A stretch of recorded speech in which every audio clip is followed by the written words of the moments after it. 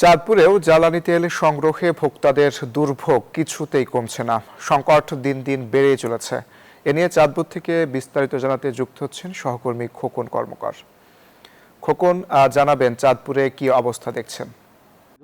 ভোক্তাদের তেল সংগ্রহে দুর্ভোগ কিন্তু কোনো অংশ কমছে না, দিন দিন বাড়ছে এবং তেল সংকট কোনো অবস্থাতে কমছে না।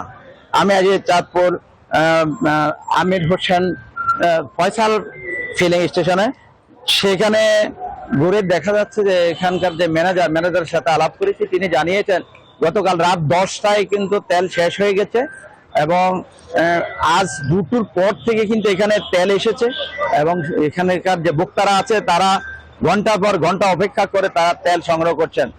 তারা বলছেন যে এই তেল সংগ্রহ করতে তাদের যে দুর্ভোগের শিকার হতে হচ্ছে, এতে তাদের কাজের যে কর্মঘণ্টা সেটা কিন্তু তাদের ব্যাঘাত ঘটছে। তারা অনেকেই বিভিন্ন এনজিওতে কাজ করেন, বিভিন্ন সরকারি প্রতিষ্ঠানে কাজ করেন, যদিও আজকে শুক্রবার ব্যাঘাত না ঘটলেও কিন্তু খোলার দিন তাদের অনেক ব্যাঘাত হচ্ছে। এছাড়া আমি আজকে আমির হোসেন পেট্রোল পাম্প অর্থাৎ বাস স্ট্যান্ড এলাকায় সেখানে গিয়েছি। সেখানে গিয়ে দেখি যে আসলে সেখানে তেল আছে কিন্তু অকটেন নেই, পেট্রোল আছে, পেট্রোলে দেওয়া হচ্ছে। এছাড়া বাবুরহাট শারমিং পাম্পে গিয়েছিলাম, সেখানে দেখলাম যে আসলে সেখানে পেট্রোল পাম্প বন্ধ।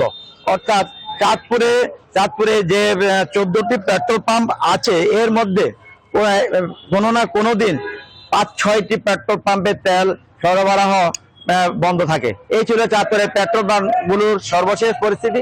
আমি ফিরছি স্টুডিওতে অঙ্কুরের কাছে। অঙ্কুর। খোকন, আপনাকে ধন্যবাদ।